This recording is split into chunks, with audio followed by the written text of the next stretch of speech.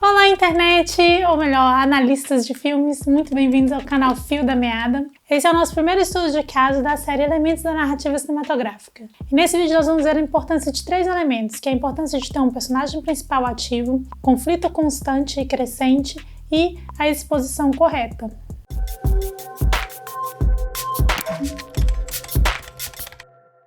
E para esse estudo a gente vai ver os filmes A Lavanderia, de 2019 e A Grande Aposta, de 2015. Caso você não viu nenhum dos dois filmes, eu não acho que vai ter spoilers. Assim, eu tenho uma tolerância muito alta, eu espero que você também, porque afinal a gente está falando sobre elementos de construção narrativa, né? Mas assim, eu não vou falar o final do filme, então não acho que é spoiler. A Grande Aposta, que até é esse que tá rolando aqui atrás de mim, ele fala sobre um grupo de... O que eles são? Analistas? Banqueiros?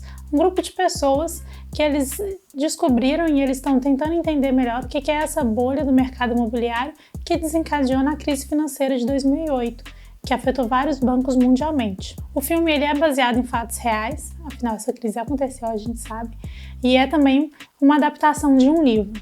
O filme ele ganhou o Oscar de melhor roteiro adaptado no ano que ele concorreu, e é um excelente filme, vale a pena ser assistido. A Lavanderia fala sobre um esquema de fraude envolvendo um escritório de advocacia, Mossack Fonseca, que também é baseado em fatos reais, conhecido como os Panama Papers, ou Papéis de Panamá, e que tem até a Odebrecht no meio enfiado, uma corrupção geral, e também a adaptação de um livro. Os dois filmes eles fazem uso de recursos que geralmente são usados para exposição, que é a explicação, voice-over, uso de cards e títulos ao longo do filme. Os dois também quebram muito a quarta parede, em que o personagem ele olha e conversa diretamente com a câmera. E eles dois também são dentro desse universo do mundo financeiro. Então achei que seria legal colocar os dois juntos e analisar os dois no mesmo vídeo. Então vamos para a nossa primeira parte do nosso estudo, que é a importância de ter um personagem principal ativo. Uma das coisas que faz a audiência se importar é o conflito, o objetivo que o personagem principal precisa atingir. Você precisa dar uma razão à audiência para se conectar emocionalmente com o personagem antes de você começar a história. Vários livros estudiosos eles sempre afirmam que o personagem é a ação, ele é aquilo que ele faz. Por isso, o personagem precisa estar ativamente fazendo escolhas. As escolhas fazem as histórias valerem a pena serem contadas. Então é para isso que a gente acompanha um filme, para entender e para acompanhar as escolhas que esse personagem vai tomar ao longo da trama para conseguir ou não aquele objetivo, para vencer esse conflito que a gente viu logo no início. Todo personagem que está no filme, ele precisa levar a trama adiante. Ou ele está ali para impedir ou ajudar o herói a conquistar o objetivo dele, mas todos eles movem a trama adiante, ou seja, faz o conflito crescer constantemente. O Eric Edson ele tem até uma aula que ele fala muito sobre isso e fala sobre as características principais que um herói, que o personagem principal precisa ter.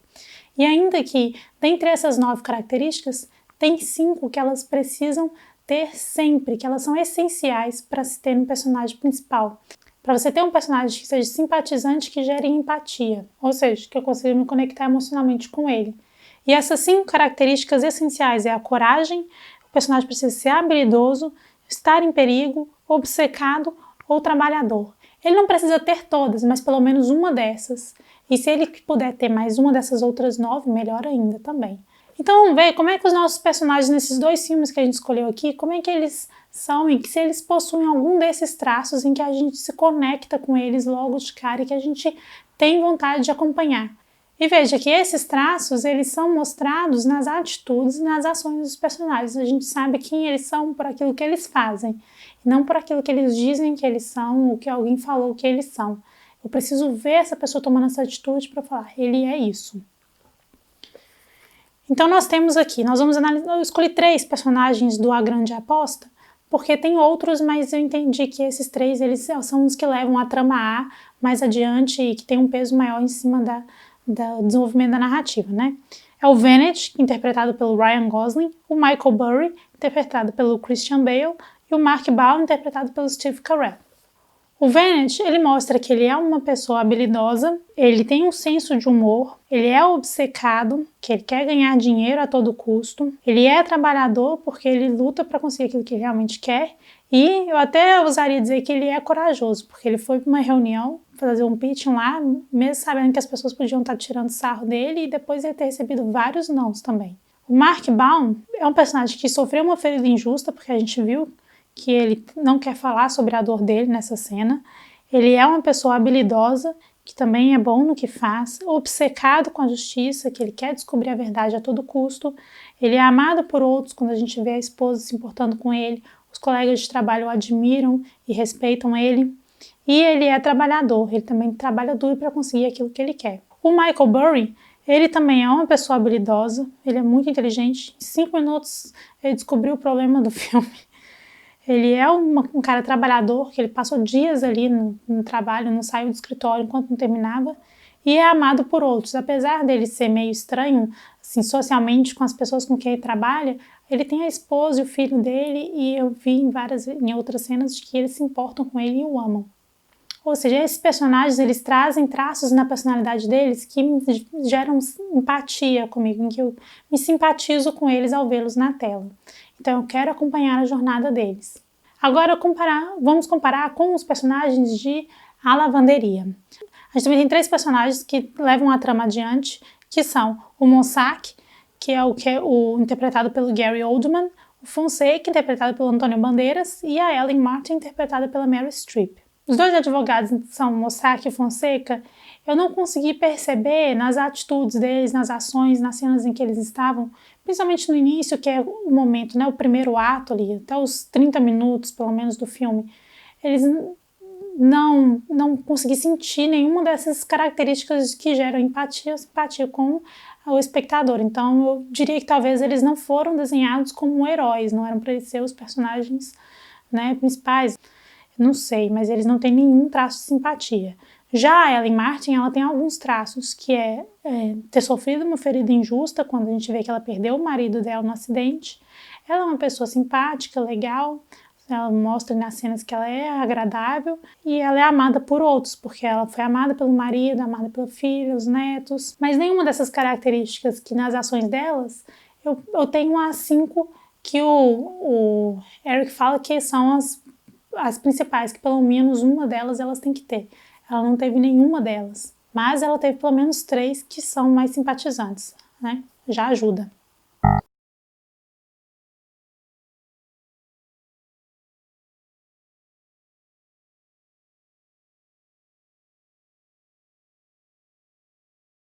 Você precisa ter em mente de que um filme ele é um conjunto de ações, ele não é uma história contada. Se eu quiser contar uma história, eu posso escrever um livro, eu posso fazer um audiobook, um podcast, aí eu não preciso ter a imagem. Agora, um conjunto de ações que juntos, construídos, né, de uma forma que constrói uma história, ela só é possível se for filmada. Eu só consigo ver a ação se eu estiver filmando ela. E isso é o essencial do filme. Por isso que o filme ele baseia tanto em ação. Por isso que o personagem é a ação, ele é aquilo que ele faz. E ao mesmo tempo eu preciso colocá-lo em situações em que ele vai tomar alguma atitude que vai mantê-lo ativo. E isso nos leva para o nosso segundo ponto, que é o conflito. Eu preciso ter um conflito constante no filme, porque isso vai fazer com que o meu personagem esteja sempre crescendo, ele esteja também sempre tendo que tomar atitudes ao longo do filme. Você já deve estar familiarizado com o conceito da estrutura de 3 atos, né? E o Eric Edson, ele criou essa teoria de que existem várias sequências de objetivos do herói em que ele está entre esses atos com um objetivo curto em que ele tem que conquistar e ele vai estar sempre crescente. Então a jornada, então os 3 atos eles estariam de uma forma mais preenchida. O personagem ele estaria sempre querendo conquistar algo além do objetivo principal da trama central. E tendo essas sequências de objetivo do herói, eu tenho ali algo que vai me manter sempre em constante alerta a respeito da narrativa que eu estou construindo, que vai mostrar quanto plot eu preciso preencher, quanto conflito eu preciso colocar na minha história. Eu mostro se meu personagem está ativo. A história ela não vai ficar arrastada, porque eu vou vendo que eu preciso estar sempre colocando conflitos. Eu vou ter um melhor envolvimento emocional com a audiência e também vai me mostrar se eu tiver algum problema na minha estrutura do roteiro. Não é uma coisa simples. Manter, né, esse ritmo constante do filme, ele requer muita criatividade, porque requer você estar sempre colocando o seu personagem no auge, mas a gente pode perceber essa diferença entre esses dois filmes. Se a gente vê, por exemplo, em A Grande Aposta, os meus personagens eles estão sempre com um conflito constante. Além do conflito da trama central, que é ver a bolha estourar e ter a crise, o auge da crise de 2008, eu tenho ali, por exemplo, o Michael Burry, ele descobre logo nos primeiros minutos que existia essa inadimplência nas hipotecas. Depois, o conflito dele é fazer os bancos quererem vender para ele. Depois, é fazer os clientes deles terem paciência até aquilo ali render algum dinheiro. Ele convenceu o chefe e ele está sempre tendo que conquistar algo além. O Michael Baum, por exemplo, também, que ele quer ali se vingar dos bancos, ele tem essa jornada dele contra os bancos, que ele acha os bancos terríveis e tal. E quando ele descobre essa possibilidade dele lá com a reunião do Venet, ele quer descobrir se aquilo ali vai render para ele, porque ele quer acabar com os bancos, ele quer ganhar dinheiro dos bancos, quer ver os bancos se ferrarem no final das contas. E ele vai investigando, e isso vai fazendo, uma investigação vai levando a outra, e assim o conflito também vai ficando sempre constante. E dentro desse conflito, desses personagens, eu vou crescendo a minha trama central. Em A Lavanderia, o conflito dela central era o que eu falei, que era essa questão da fraude, né? Esse grupo de advogados, Mossack Fonseca, que eles desenvolveram esse esquema de empresas de fachada, em que eles fraudavam várias coisas, e a Ellen, que com o acidente lá do marido dela, queria justiça para poder conseguir ter alguém responsável pela morte do marido dela. Porém, como tem uma personagem que a gente já viu, que ela é uma personagem fraca, que ela não tomou muitas atitudes e que as coisas aconteceram muito ao redor dela, ao invés dela agir em volta, eu posso ver que ela não tem muitos conflitos. Essa vontade de justiça dela parece ser mais uma desculpa para eu vincular o cidadão comum da ponta com os advogados que causaram todo esse esquema de fraude. Mas para poder ter essa sensação de injustiça e de busca, mas com a falta de envolvimento emocional com a personagem, acaba falhando nisso. Eu acabo vendo os fatos e os fatos me são narrados e são falados, mas eu vejo poucas coisas serem feitas, poucas atitudes serem tomadas e pouco conflito que realmente me faz querer ver e querer acompanhar esses personagens, querer acompanhar a jornada deles. E isso nos leva para o nosso terceiro ponto, que é a exposição. Se eu já sei que meu personagem é ação e que o conflito é a ação, o que é a exposição então? O Robert McKee fala no livro dele, Story, de que a exposição são fatos. É a informação sobre o tema, biografia e caracterização que a audiência precisa para conhecer, acompanhar e compreender os eventos da história. Ou seja, é algo que todo filme precisa fazer, precisa ter, é comum nas narrativas, mas que precisa ser feito com zelo, precisa ter cuidado para se fazer, para não atrapalhar o ritmo da história.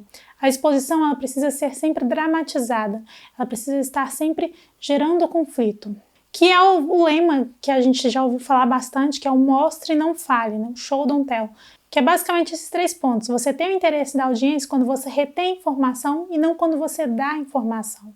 Toda informação ela precisa ser dada no momento certo, só quando é extremamente importante e a partir dali a audiência não consegue mais compreender os fatos da história. E o terceiro ponto que é muito importante, que é não subestimar a audiência.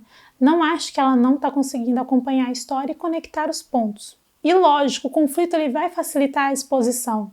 Se eu não tenho conflito, eu vou precisar falar algo, eu vou precisar contar algo para a audiência entender aquilo. Já um conflito, eu posso mostrar aquilo, eu coloco o personagem numa situação em que eu mostro a informação para ele. Mas que ainda reforça sobre o uso da narração e do voice-over, de que a narração por si só não é um problema, mas seu excesso e falta de contribuição para o desenrolar da história, sim. Ou seja, a exposição deve contribuir para o aumento dos riscos e conflitos. Não sei. Eu adoro quando eles quebram a quarta parede nesse filme. Eu acho tão engraçado. O que eu tava falando? Em A Grande Aposta, na cena em que o Venet vai fazer o pitch dele para o Mark Bauman e a sua equipe, eu tenho uso ali de alguns desses recursos da exposição. Eu tenho uma explicação onde é interrompida a cena e o chefe vem aqui explicar um dos temas complicados lá, que o Venet fala, ele vai explicar para vocês. Eu tenho os títulos na tela em que eu preciso que a audiência entenda o que é aquela frase, o que aquele termo significa. Eu tenho também um recurso visual para ilustrar a explicação, com o uso ali do jogo, né, do Jenga lá, que as pecinhas vão desmontando e as coisas colapsam, que ilustram bem o que o Venet está falando a respeito da economia lá, e como eles vão ganhar dinheiro com isso. E eu também tenho os diálogos afirmativos, em que ele fala ativamente, ele assume certas personalidades, certos traços dele, que são formas de confrontação em que ele está atacando o outro com essa informação. Big bank, small bank, I like to make money. É uma cena recheada de elementos de exposição, mas que essa cena ela é muito importante para o desenvolver da narrativa. Eu não consigo tirar ela do filme e falar que dá para andar sem, porque ela desenvolveu o conflito, ela desenvolveu o personagem, ela trouxe informação importantíssima para o filme que antes eu não sabia e que se eu não soubesse daquelas informações especificamente, eu não conseguiria entender o resto, principalmente os termos técnicos. Então ela foi carregada de exposição, porém no tempo certo, na medida certa, sem subestimar a audiência. E se a gente for contrapor com a cena também, que é uma cena semelhante que tem em A Lavanderia, eu tenho também ali um elemento de flashback, em que eu tenho uma cena que ela explica o caráter e a personalidade de um personagem que foi citado, e eu também tenho os diálogos afirmativos, onde o personagem ele ativamente fala com o outro aquilo que ele é, aquilo que ele faz e expõe certos interesses dele. Did we happen to mention we are in this for the money? O problema dessas exposições é que elas não contribuíram para o desenrolar do conflito. É uma cena que se eu tirasse ela do filme, eu entenderia perfeitamente bem. Eu não preciso daquela cena ali, porque eu já tinha algumas dessas informações antes e que as informações que ela foi contada ali, elas não atrapalharam no desenrolar também. Eu conseguiria entender bem o filme sem saber sobre os clientes que eles têm ou a complexidade de quem manda quem para lá e de onde vêm esses clientes. Não atrapalhou no entendimento da trama. Então foi uma exposição simples, ela não teve uma dramatização em cima dela, não gerou conflito e ela não desenvolveu o personagem. E eu deixo até o desafio, se você quiser assistir esses dois filmes e ir analisando esses detalhes e vendo como que o personagem ativo influencia no desenvolvimento do conflito e como que a exposição excessiva ela atrapalha o andamento desses dois, ela acaba interrompendo minha conexão com o personagem e interrompendo também o ritmo e o andamento dos conflitos. Apesar de eu ter dado exemplos negativos a respeito da lavanderia, eu achei que a história era uma história interessante, o fato real da história é atraente, mas ele realmente foi contado ali de uma forma que não ajudou muito. Ficou arrastado, ficou cansativo e principalmente por conta desses 3 fatores. Nosso estudo ele fica por aqui. Não se esqueça de se inscrever no canal, deixar o seu joinha, comentar, compartilhar, todas essas coisinhas de YouTube e também acompanhar lá no Instagram, canal Fio da Meada. E a gente se vê no próximo vídeo, sem perder o fio da meada. Acabou.